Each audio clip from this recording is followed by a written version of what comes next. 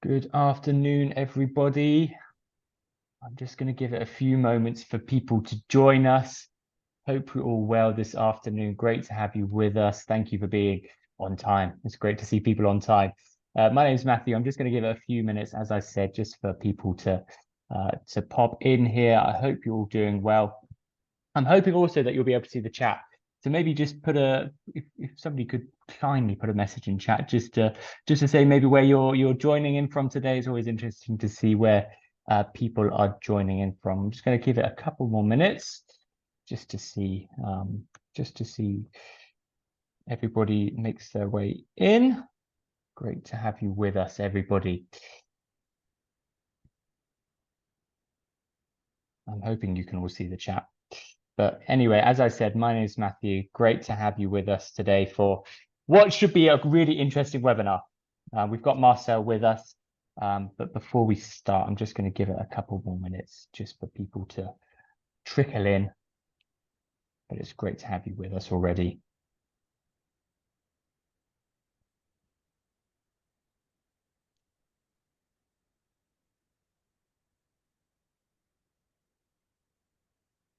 Great. Give a few more minutes just to make sure that everybody's in. Why don't you, in the meantime, when you're in the chat, just put where you're joining in from. It's always good to see where people are joining from, whether it's from the UK or whether else across Europe or even further afield. It's always nice to see where people are joining in from. But yeah, anyway, good afternoon. Great to have you with us today. Thank you for joining this webinar, Mastering IT Efficiency for IT Leaders, Developing an IT Strategy with Automation and Efficiency at Core. Quite a mouthful, but it's a really, really interesting topic. And I'm hoping that you'll be able to take a lot away with you today. As I said at the start, my name is Matthew. I get the pleasure of welcoming you today, hosting us through this journey of this webinar, of exploring this topic. Yeah, I'm hoping by the end of it, you'll have some things to take away and hopefully a deeper understanding of how automation and efficiency can be an important part of your IT strategy. Yeah, I think probably now's a good time to introduce the other person that you can see here, Marcel, who is our Director of Sales. There's this lovely smiley photo. Lovely smiley photo. He's the Director of Sales here at NinjaOne in EMEA. He brings a wealth of experience on this topic, having worked with lots of companies around automation and delivering IT efficiency. So yeah, we're in safe hands today to hear what he's got to say. Throughout the webinar, just a little bit of housekeeping. I've already encouraged you to use the chat, but I'm going to encourage you to use the chat once again. Feel free to ask any questions into the chat there. I'll also be putting up a couple of polls throughout the webinar. So please engage. It's really interesting to hear your thoughts. It's not just a one-way type of webinar. It'll be really interesting to hear, your thoughts on the topic, as well as any questions that you have. Also, just to say that we are recording today, I'll be sending out the recording of this webinar to anybody, who's registered and is interested.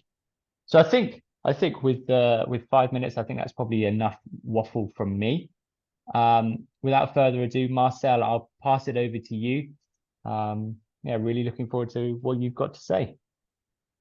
Thanks, Matthew, and also from my side, thank you everyone for joining. Matthew knows exactly that I hate talking about myself, so quick introduction to me. My name is Marcel. I'm the Director of Sales here at Ninja, working out with the Berlin office for our EMEA office. I have been with Ninja just a bit more than 5 years in various roles, but in all my roles, I've been always very close to the new business side. So always very close working with partners and customers on trialing and implementing Ninja in the end of the day. That's why I was very excited to be allowed to speak today and join and host this webinar in the end of the day. What I found also a very interesting topic, also based on the research we have done, but without stealing too much of my thunder, we would like to kick off today's webinar actually with a quote.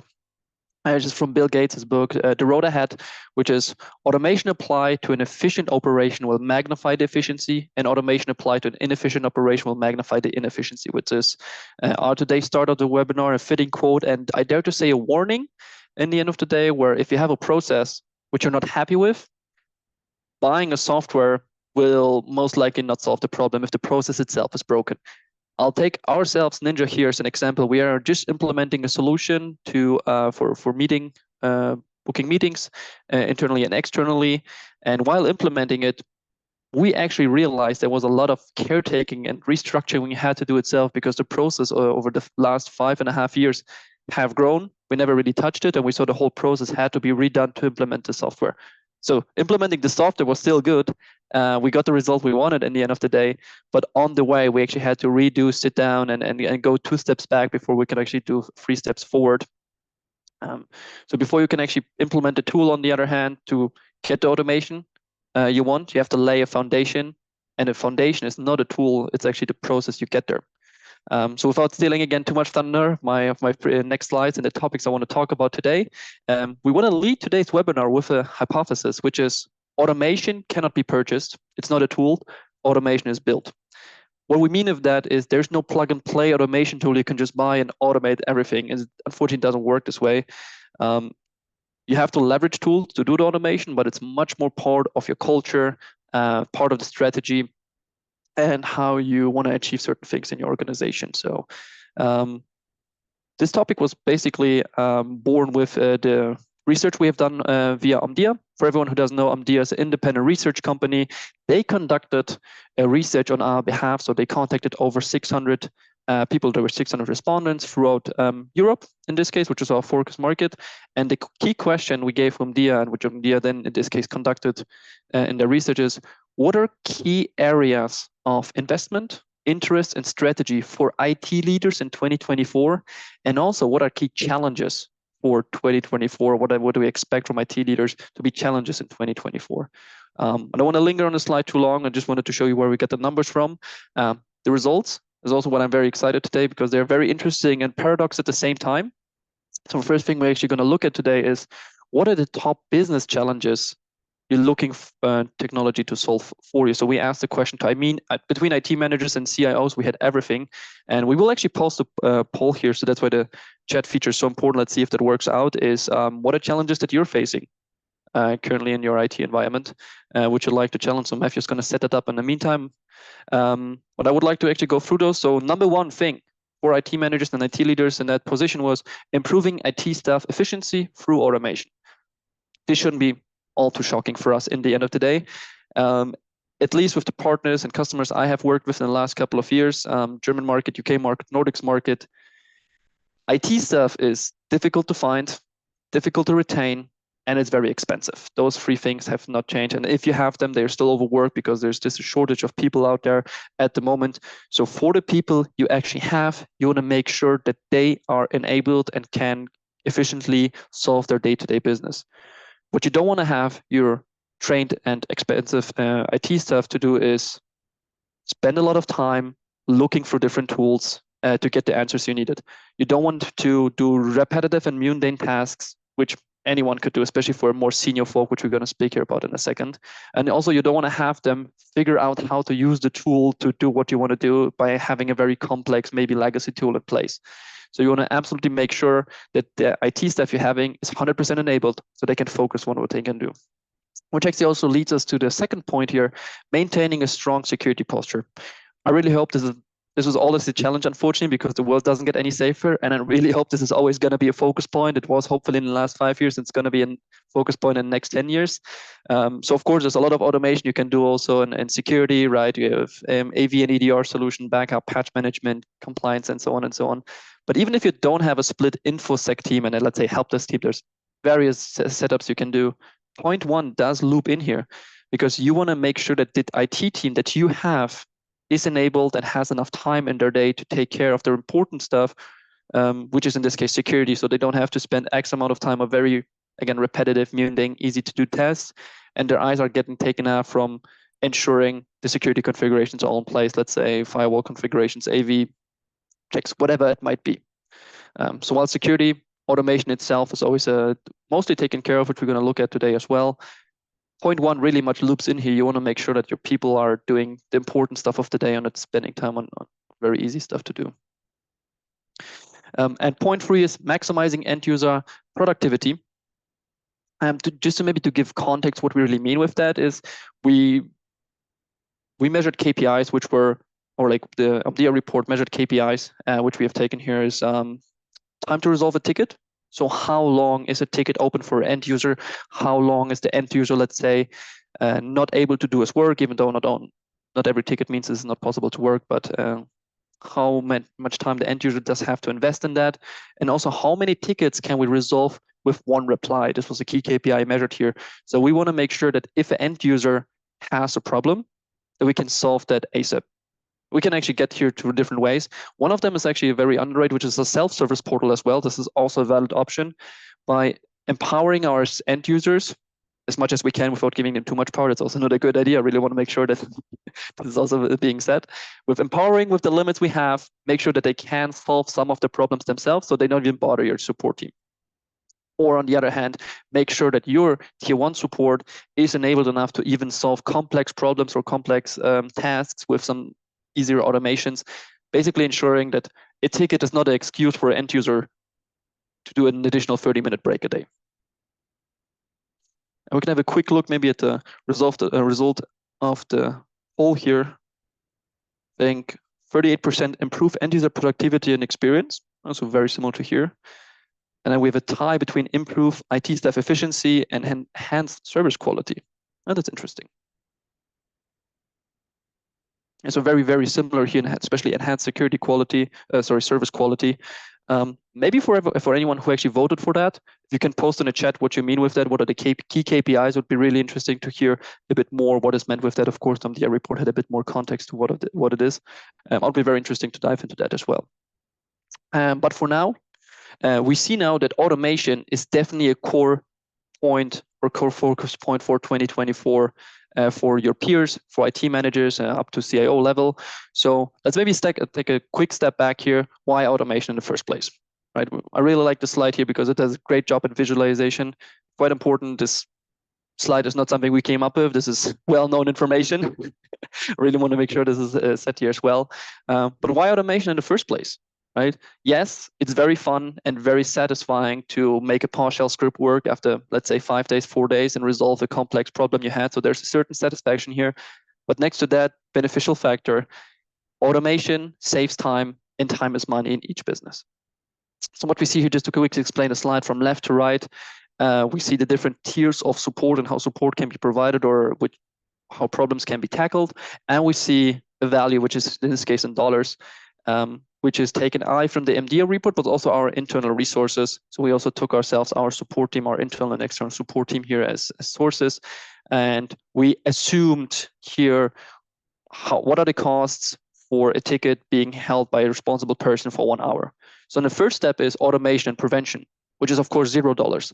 If you can monitor a certain problem and make sure it resolves itself, maybe even before the end user realizes it, or as long as it doesn't have to be logged a ticket, that's a great win. Right. The best case is the end user doesn't even realize there was a disruption of service. They just can't get on with their job. They don't even really realize something. A good example for that is, for example, monitoring a service like the print spool or something very easy. And if it goes down, restarting it. Right. In the best case, the user didn't even want to print anything. It just happened in the background or maybe on the startup. There you go. You can just restart it. So this is where automation prevention comes in. And again, there will be a cascading effect we're going to talk here about in a second. Second thing, self-service. This is what I also mentioned before. Self-service, what we mean is just giving a portal or option, elevating user permissions. This can be a self-service portal. There's prepared solutions that do that, or even potentially privileged access management solution. So if there's a problem that's not easy to solve, maybe, or not for an automated manner, can definitely try to enhance this, the user, the end user in this case. Again, it's not about the technicians, but the end user, so you can potentially solve the problem itself. We also had examples here. I know we'll have examples later as well, but a good thing for that is a pre-approved software store. Right? If your department is allowed to use certain software, you can just have it have the end user choose a pre-approved list of software. They can maybe install something themselves. think we have a raised hand here in the chat, Matthew. I'm not sure if you want to do Q&A later or now, or maybe use the chat feature for that. Nick raised his hand.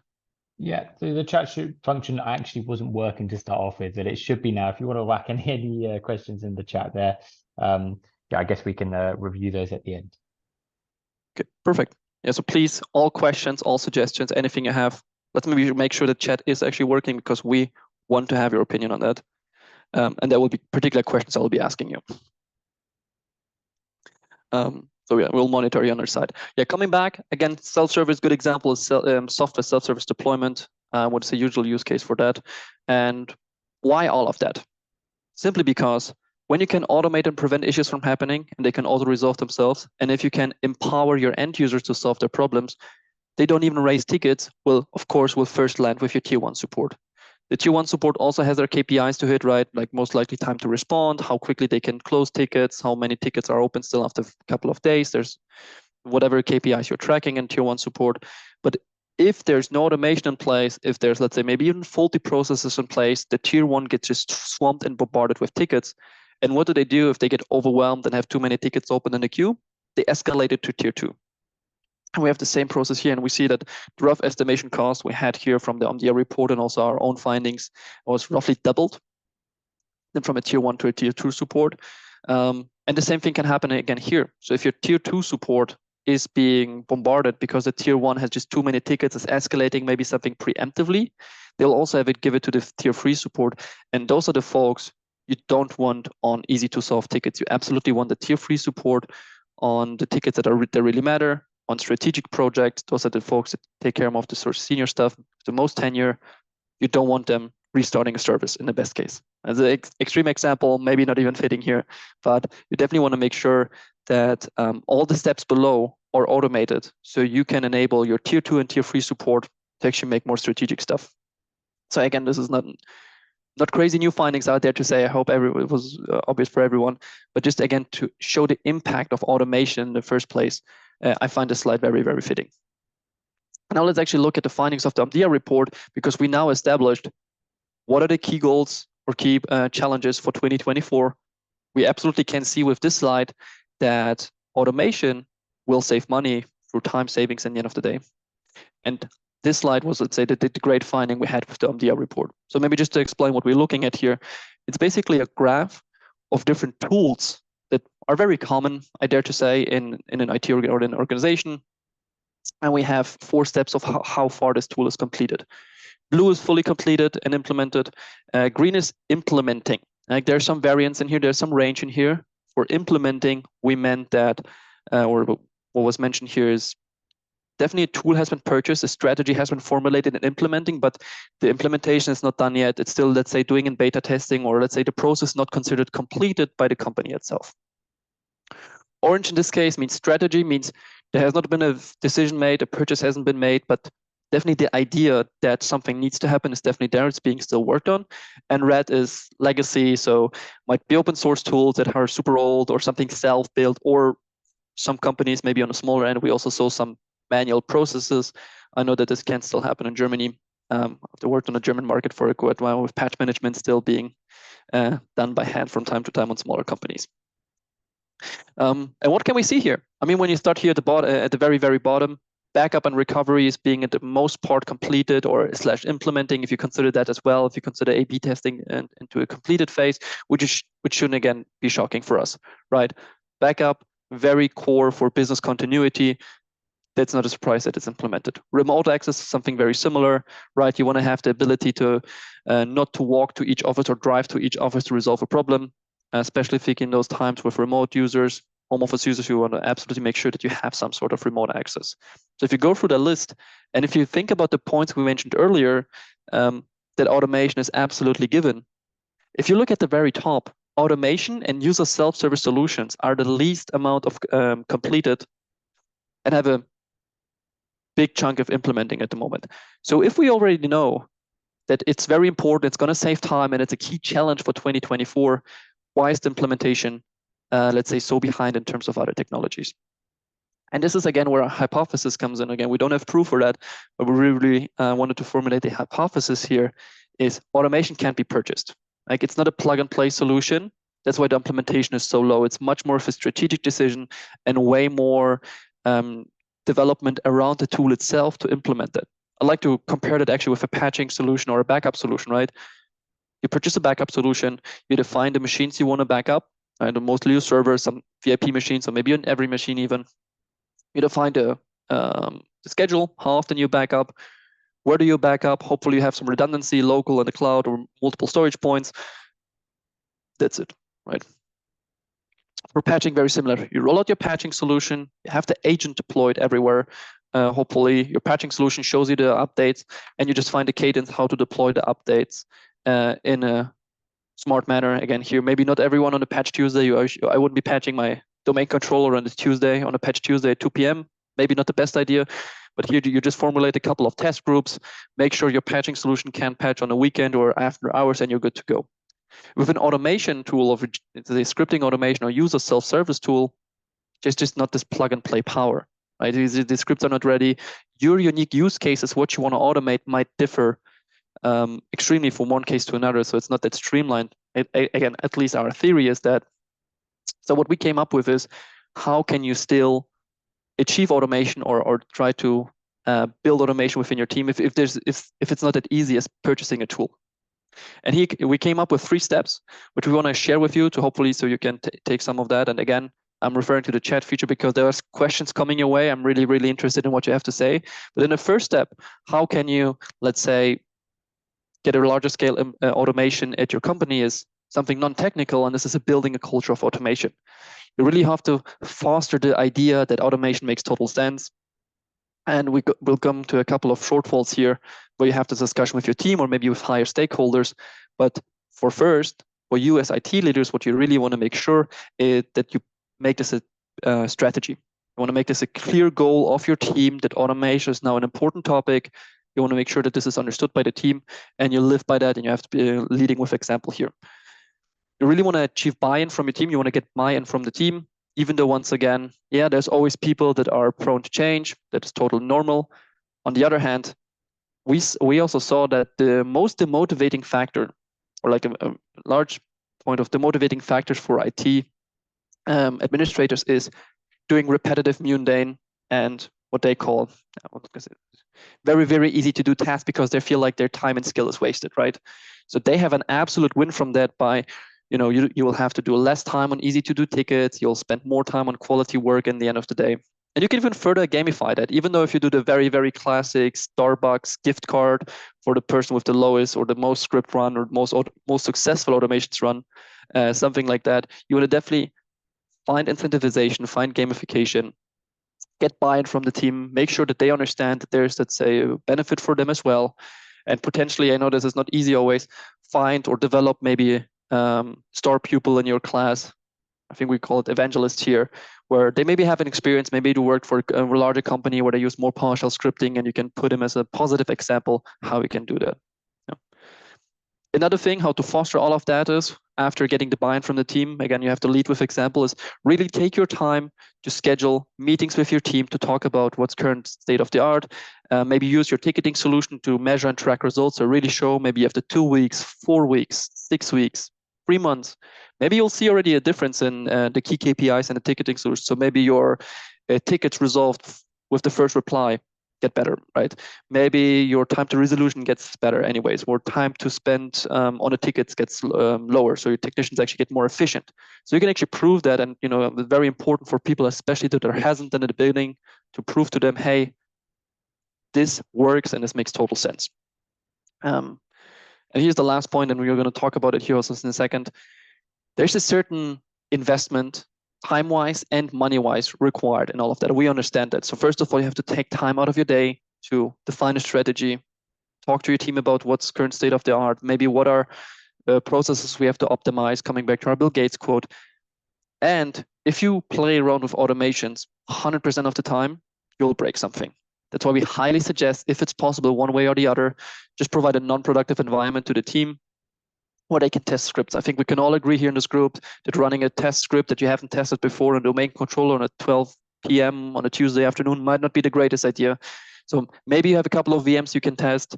Maybe even a colleague has a small lab at home that he's willing to share if you give him some kickback or something like that. Maybe there's a small group of colleagues you like the least that you can run the scripts. I'm not sure. Whatever you can actually make work for yourself, just be advanced. There's a certain uplift you want to actually do here. Yeah.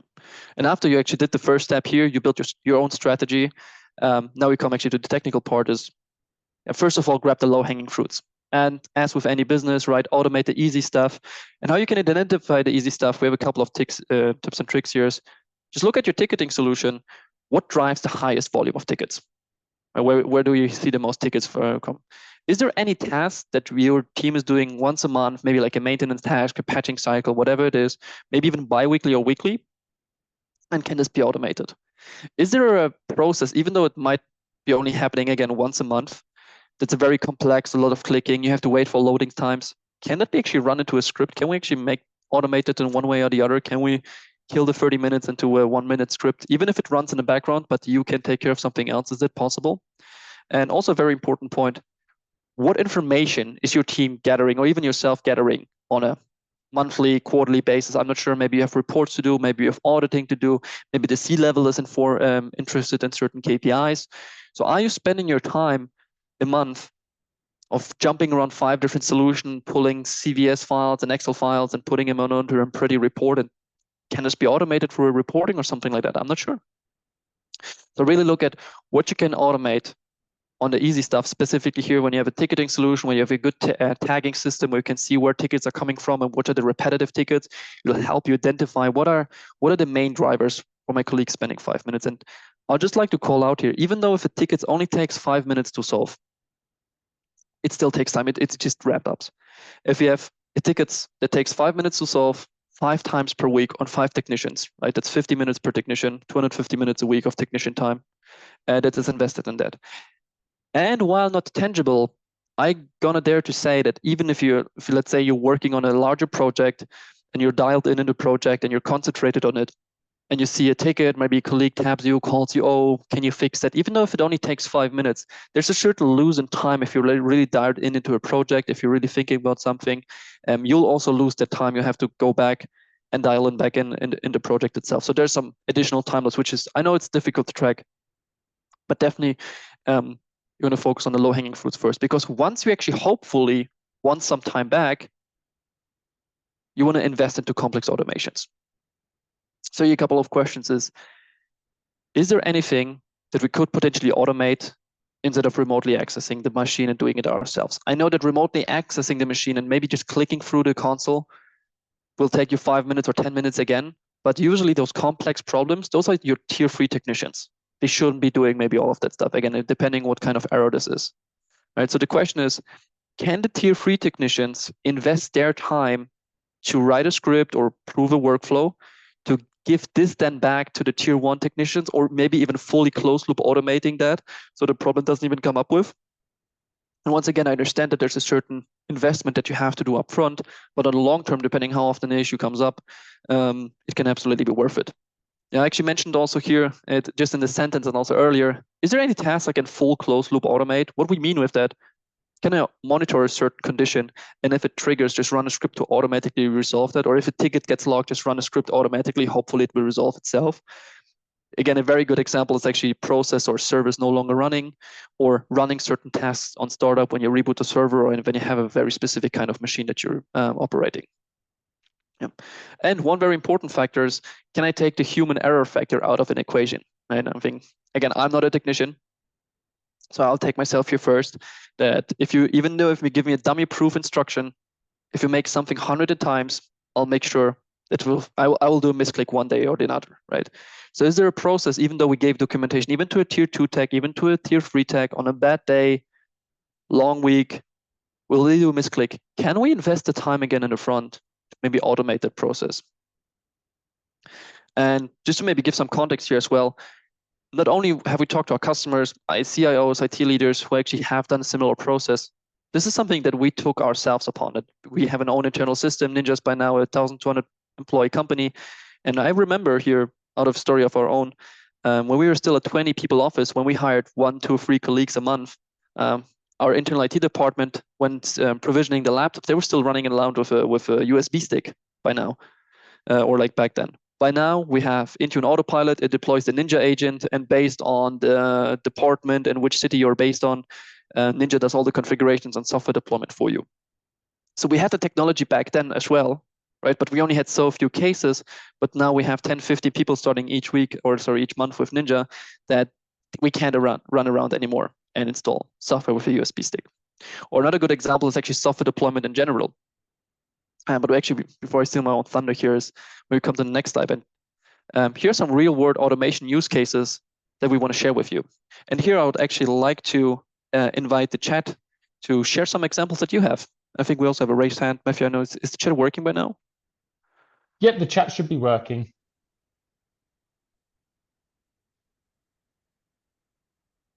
So let's see if we have some. I'm very curious about if the real world or what cases you actually have. I think software deployment is one of the very, very good ones. I, again, will take us as a company as an example. I think it was 2022. We changed AV providers. So we installed the new antivirus. It happened mostly overnight. And I think most of the people didn't even realize it, because we get kicked off the old one with a script and installed the new one with Ninja. Afternoon, in the morning, people who are not tech-affine didn't even realize the change in history icon, or maybe if they just loop around their own services, right? So this is a great example you can actually do.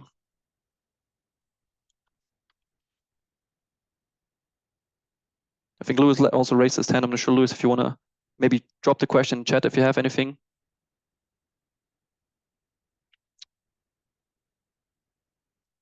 I'd be actually curious if the chat is really working. Or Matthew says it is.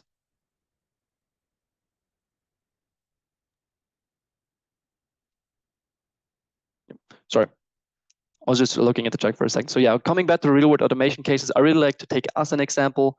So what we did here at Ninja with the software deployment, or maybe with the user onboarding. Let's maybe go left to right. Repetitive processes. What happens on a, let's say, even monthly, quarterly basis? Password rotation, creating user accounts, deploying software. I really like to take those together. Restarting services. We already talked about, hey, if I see a service going down, can I just restart it proactively? I'm actually going to take specifically creating user accounts and deploying software into the complex processes, because that is standard for us in a user onboarding and endpoint setup, as we just explained it. And this is something I've did countless of times with our prospects and customers that actually decided to go for Ninja, even within POCs, within trial periods. They just took all the software they wanted. They took a script from us where you can do a domain join if you still have an on-prem domain controller, to further configuration of the machine to make it compliant with their own rules. And there you go, the machine is already set up. And specifically, if you have a lot of fluctuation, if you hire a lot of people, and if you're high growth phase, your IT team will be very thankful if they don't have to provision all the machines themselves, right? And maybe just tying in the tier 3 support, enabling the tier 1 support here with the complex processes, right? Something like VPN deployment, specifically the monitoring can be very tricky. We had a customer, not my customer, in the US, where the VPN deployment took around 30 minutes. I think Pete actually spoke about that in another webinar.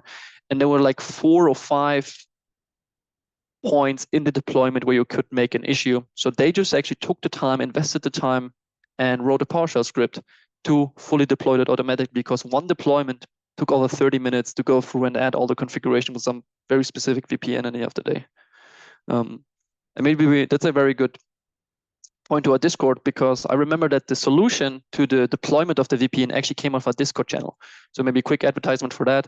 What we have is a Discord channel, a Ninja Discord channel. It is not only for customers in the end of the day, and it's for everyone for anyone who's interested, Ninja user or not.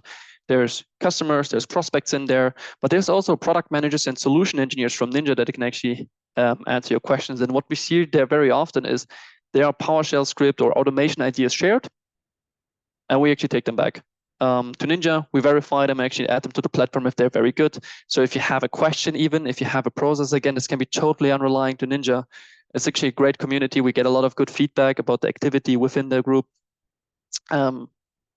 Maybe you can solve your problems there. Maybe you have a problem with the script. Maybe you can get a solution there. So once again, maybe just the last call out here for the chat. If anyone has any good examples, we're very happy to take them. Otherwise, again, the Discord or our own internal community, we're very, very happy to take them. And while I already talked here about a bit of Ninja, and what I will not do is now tell you that Ninja is the solution to all of your problems within automation, because it's not. And I want to come back to my hypothesis that there's no solution where you can just buy automation. And Ninja is not a solution. Ninja is not a fixator. It won't fix all of your problems in the automation. It doesn't work like this. What Ninja will do is it will provide you a solution where you can lay a good foundation upon, right? With the ticketing solution, you can track what tickets you're receiving, tag them, track the important KPIs you're interested in. And once you figure out your process, you have the monitoring and alerting, so you can proactively be alerted when an issue comes up. And you can then run script and automations to hopefully resolve that. So with Ninja, you can run automated scripts on a schedule basis, but you can also run them as conditions. So if the monitoring hits, your script will resolve something. So Ninja is here a platform that will execute those scripts. Once again, we will not have all the scripts available to solve all of your problems. Unfortunately, we don't. We have a team in the product management that only develops scripts for you, but they can't have everything deployed at the snap of a finger here. But what we do offer is a platform where you can actually deploy those scripts. And we also offer a community where you can get help yourself, which is our Discord or our internal dojo, what we call it, where you can find and see maybe if someone else had a similar problem with a similar solution. I know that SAP software, for example, sometimes can be a bit tricky, but we saw customers helping each other, also deploying the software.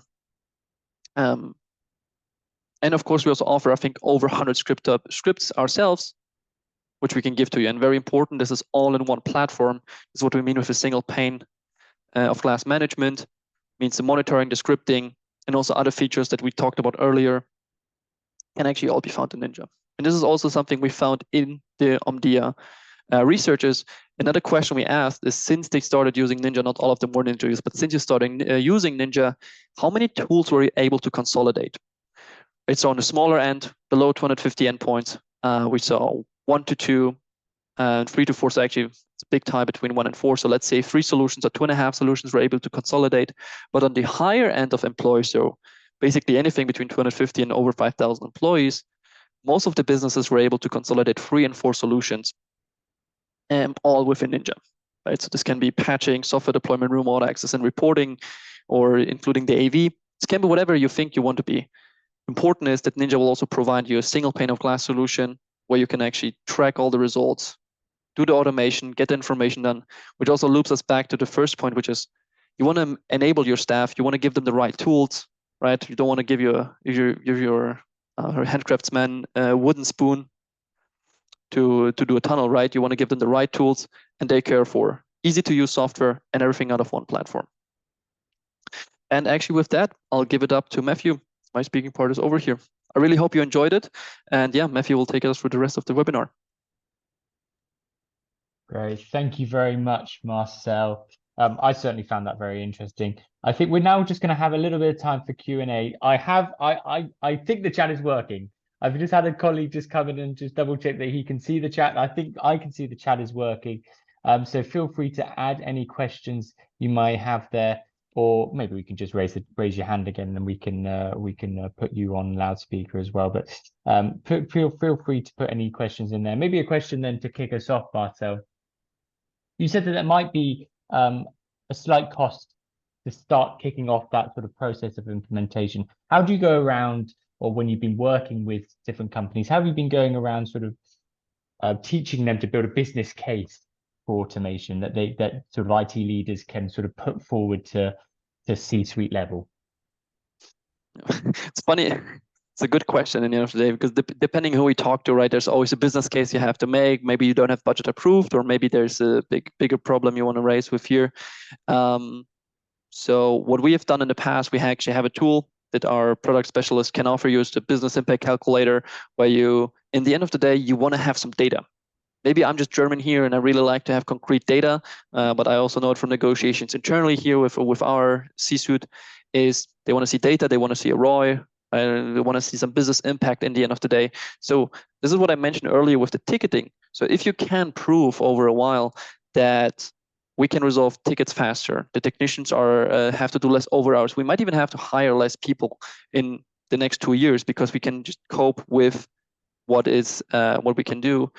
That's already a start. So you want to capture the data somewhere, right? It's a ticketing solution. It's maybe somewhere else. Or again, we have a business impact calculator. We also have done that with our customers. and partners and other sources where we estimated, or you as a technician, as an IT leader, you estimate what Ninja will give you back. Again, this is up to you how much time you put in there, and based on how much you value your employees, let's say per hour, or how much you value end user hour, it will actually give you a return of investment. If you can save 20 hours a week, it will save you this much money. So again, I think the biggest one, and again, this might be me, so I'm very curious on the feedback of maybe here the chat. Maybe we can put someone on speakers. Is for us, or the case I work with, is numbers, right? Have an Excel, have numbers prepared, prove the ROI, and then usually you'll have not everything solved, but at least a bit of smoother discussion.